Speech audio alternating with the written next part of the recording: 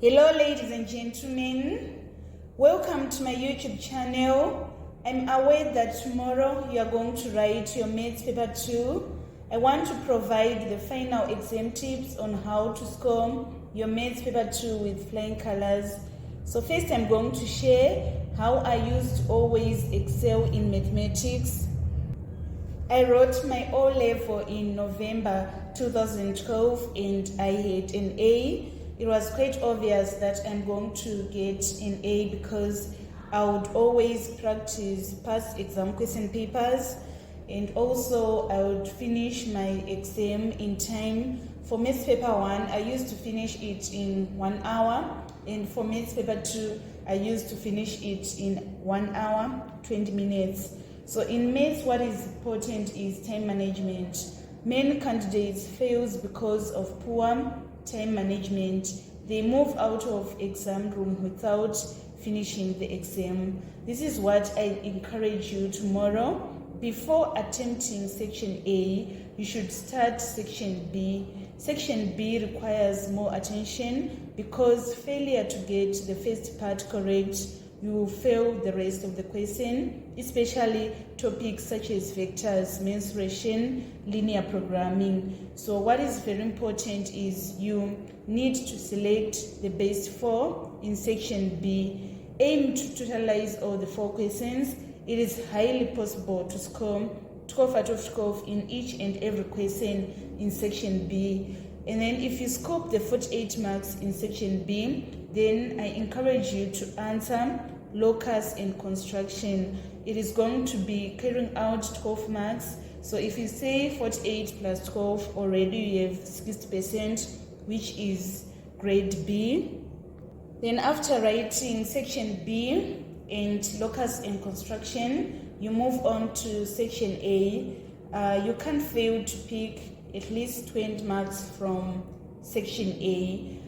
It is trick to start with section A because sometimes section A is going to be unfriendly. You are going to spend a lot of time trying to strain yourself on questions with 3 marks or less.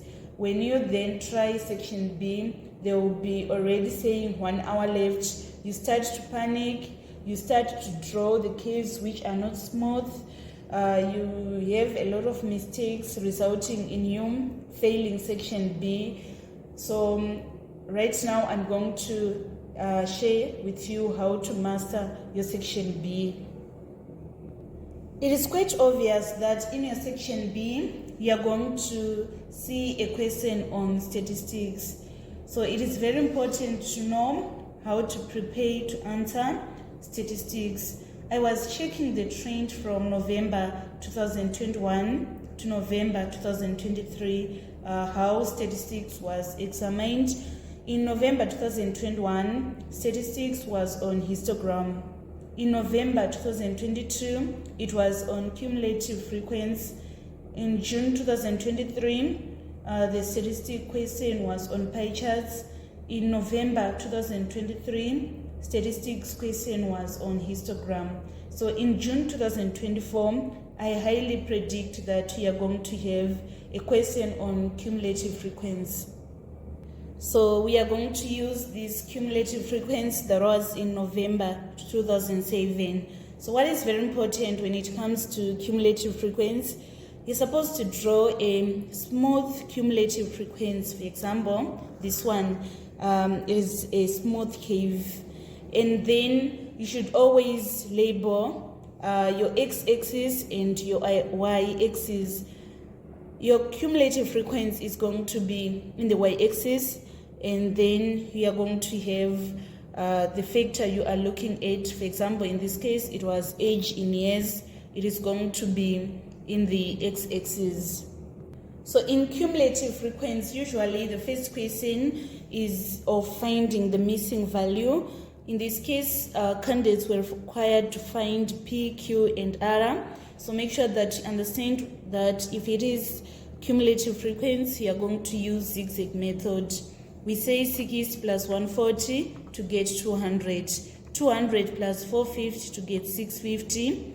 And then to get this R, which is 390, I said 1,550 minus 1,160. So that is what is very important when it comes to cumulative frequency. And then on part B, make sure that you can represent this on a graph paper. For example, here it was saying using a scale of 2 centimeters to represent 200 patients on the vertical axis and 2 centimeters to represent 10 years on the horizontal axis. Draw the cumulative frequency curve for the given data. So make sure that you can plot it, and then make sure that you understand how to find the median of a cumulative frequency. To find median, we need to say half of the total cumulative frequency. For example, in this case, we are having total cumulative frequency is 1,800.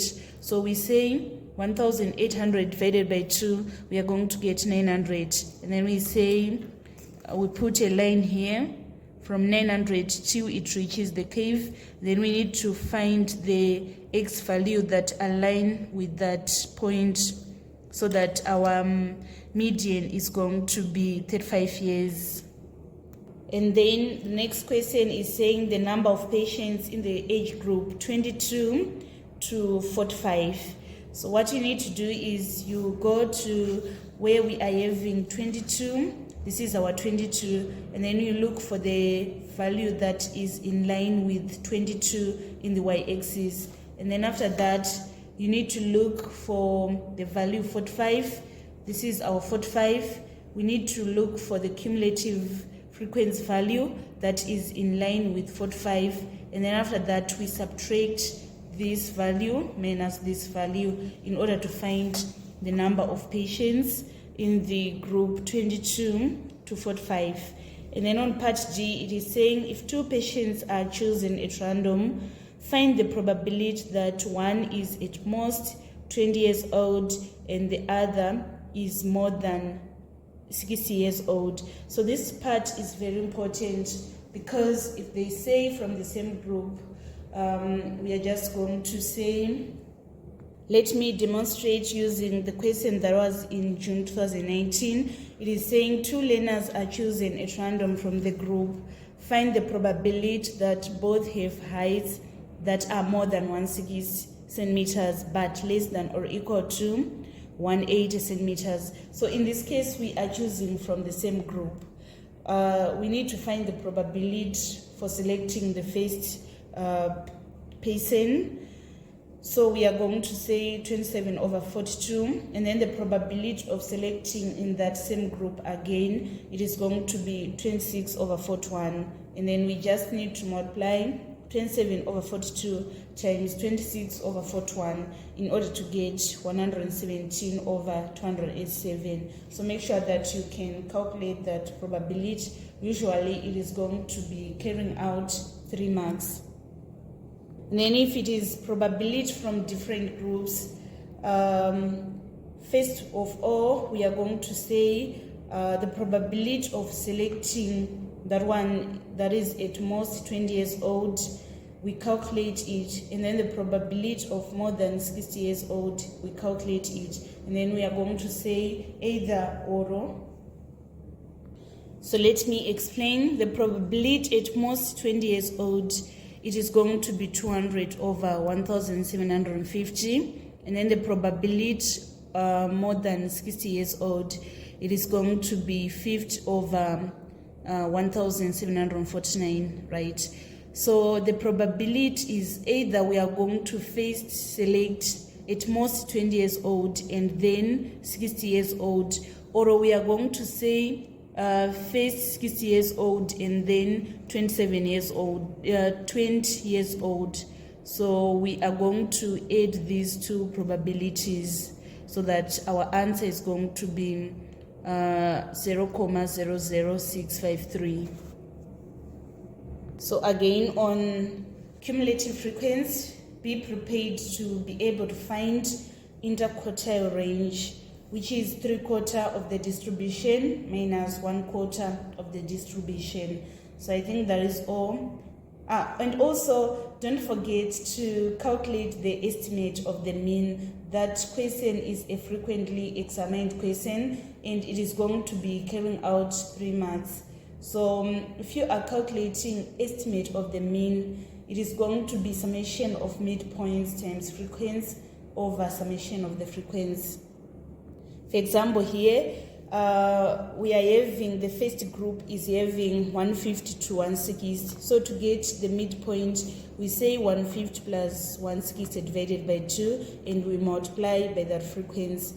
We go at the second class, we say 160 plus 165 divided by 2 times 9. We do that until we are done, and then we divide by the total frequency in order to find the estimate of the mean. So these are the final exam tips on statistics. And then next, I encourage you to prepare for functional graphs. It is quite obvious that you are going to see a question on functional graphs. You should be able to find the missing values. It is all about doing the substitution in order to find the missing values.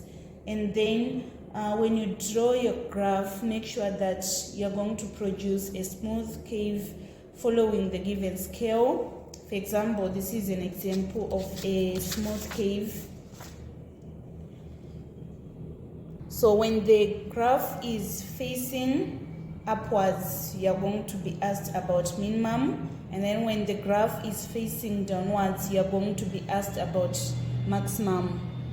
Be able to find the maximum or minimum, and also be able to solve equation using the graph. For example, in this case, we are having 2 equations. Y is equals to x squared minus 4x, and y is equals to 3 minus x. So when we are solving the equation, we are going to write the x coordinate when the graphs are intersecting. They're intersecting at this point and at this point, which means that our answer is going to be negative 0.8 and also 3.8. That are the x values which we are going to write. And also be able to find gradient. When it is a velocity time graph, it is going to be asked as acceleration, and also you should be able to find the area. When it is velocity time graph, it is going to be asked as distance. So sometimes the velocity time graph is going to be curved, for example, in this case, and then the candidates were required to find the distance. So to find the distance when the graph is curved, we are going to divide the area into trapeziums. We are having trapezium A, trapezium B, trapezium C, trapezium D, and triangle E. So we say area of A plus area of B plus area of C plus area of D plus area of E in order to find the total distance that was covered. We are going to see a question on vectors. So what is important when it comes to vectors is direction. Direction is very important in vectors, and sometimes you'll be required to factorize and make sure that you factorize correctly. You should be able to find the unknown using simultaneous equations. They usually ask you to find the value of h and the value of k, and then make sure that you can find the numerical ratios using the values obtained. So the reason why I was saying direction is very important when it comes to vectors is, can you see this question? We are required to find vector AB. Want to move from A to B, so we are going to say AO plus OB. But when we said AO, we have changed the direction. So we are going to write minus 10A instead of writing just 10A. So make sure that you take attention on that. And also you should be able to use the given information to find the given vectors, the wanted vectors. For example, in this case, the second question was requiring us to find vector AT, and we are given this information which is saying AT over AB is equals to 3/5. So it is a matter of making AT the subject of formula by multiplying all the sides by AB, so that we are going to say AT is equal to 3/5 of AB. So we are going to take the AB which we calculated in part 1. So that is why I was telling you that it is very important to start with section B so that you will not make mistake. Failure to get this AB correct, you are not going to get AT correct. So I was telling you that you should be able to do factorization. For example, this part C, it is saying show that OP is equals to 5 minus H times A plus 6HB. So it means that we are going to say OP is equals to OM plus HMT, right? And then we substitute correctly, we expand, and then after that, we are going to do the factorization. We group 5A minus HA nearest each other, and then we are going to factor out A, so that it is going to be 5 minus H times A plus 6BH.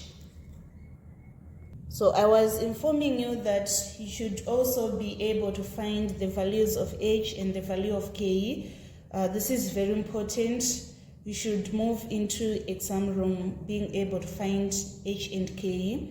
So you are going to be given 2 expressions, right? For example, we are having 10BK, that is the expression we obtained in part B, and 5A minus HA plus 6HB was the expression we obtained in part C. So in order to find K and H, we are going to group these, the B's on their own, the A's on their own, so that we can eliminate them.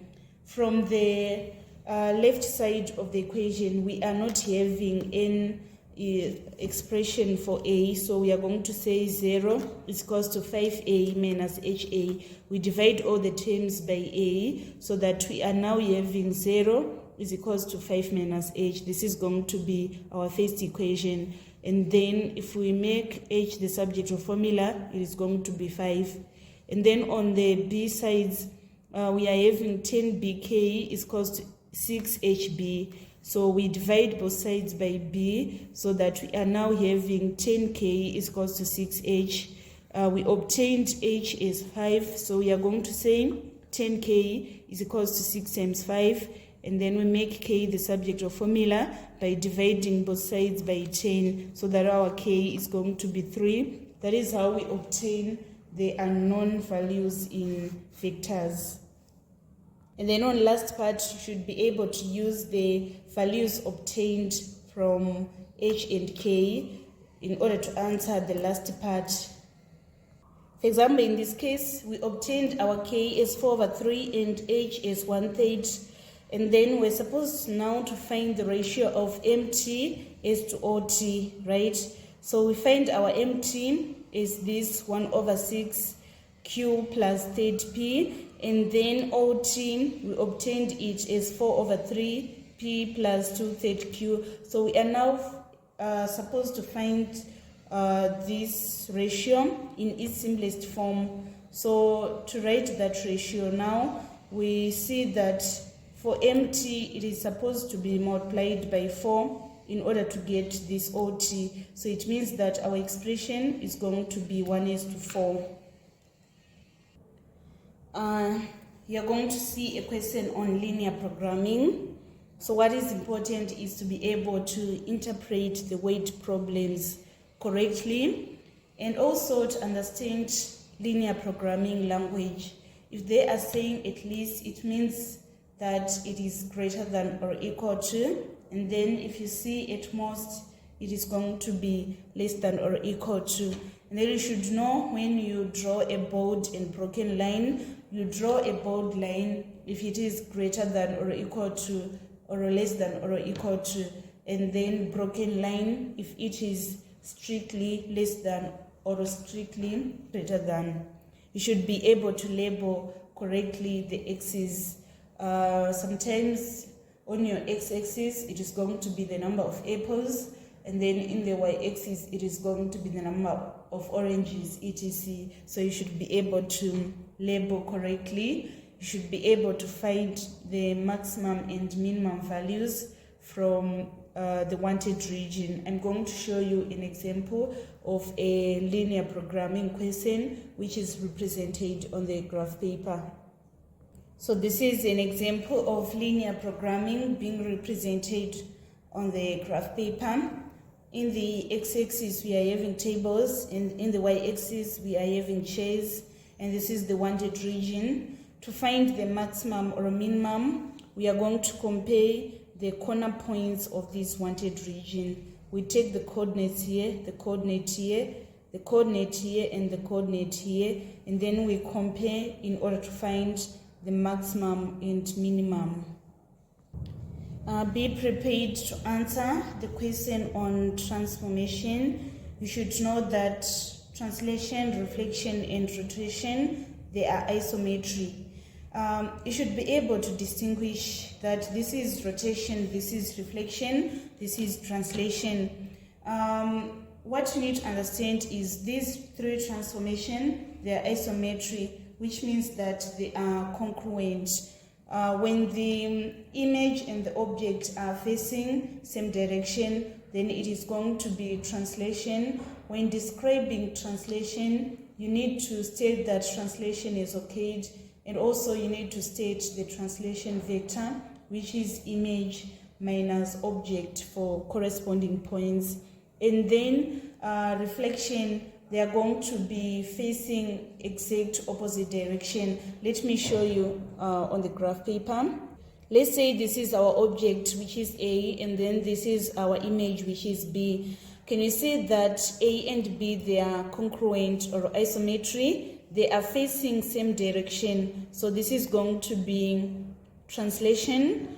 And then if they are facing exact opposite direction, for example, in this case, we can see that this RPQ is facing at the top, and this one is facing at the bottom. They are facing exact opposite direction, so it is going to be reflection. When describing reflection, you need to state about the equation of the mirror line. This is the equation of the mirror line. You need to state that reflection is occurred, and also to state the equation of the mirror line. So make sure that you perfect those areas. And then next, want to look at rotation. Rotation, they are not facing exact opposite direction. They are not facing the same direction. When you see such a case, you should know that it is rotation, and also it is isometry or congruent. I'm going to show you an example of rotation. So the transformation that maps triangle A onto triangle D, it is rotation. Can you see that they are isometry, but it is not facing opposite direction or facing same direction, so it is rotation. And then when we are describing rotation, we need to state about the center of rotation, the direction of rotation, and also angle of rotation. The angle is either 90 degrees clockwise, 180, 270 clockwise or anti-clockwise, etc.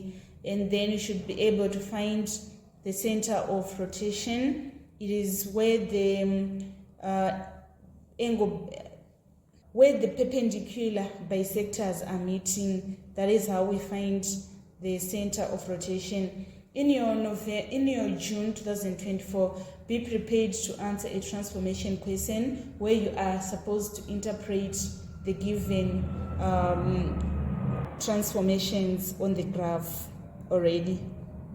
And then next, you should know what is enlargement. For example, in this case, we are having our A and our C. From A to C, it is enlargement that is occurred. And then when describing enlargement, in this case, the scale factor of enlargement, it is going to be negative because the image is now upside down. So when describing enlargement, you need to state the center of enlargement and also the enlargement factor. So to find center of enlargement, we are going to join the corresponding points. the coordinate where the corresponding points are meeting, it is the one that is known as the center of enlargement. For example, here, this is our object and this is our image. We have drawn these corresponding lines and they are meeting at -2, -2. That is going to be the center of enlargement. And then the scale factor of enlargement, it is going to be the distance of image from the center of enlargement divided by the distance of object from center of enlargement. Here we are having 6 boxes, and for the object we are having 3. So we are going to say 6 divided by 3 in order to get the scale factor of enlargement is +2. So to know that the factor of enlargement is positive or negative, you should be guided that when it is positive, both the image and the object, they are going to be facing same direction. They are going to be at the same side of center of enlargement. But if it is negative, they are going to be opposite the center of enlargement, and also the image is going to be upside down. You should be able to distinguish shear and stretch. I'm going to show you an example. So the transformation that maps RPQ into R4, P4, Q4 is stretch.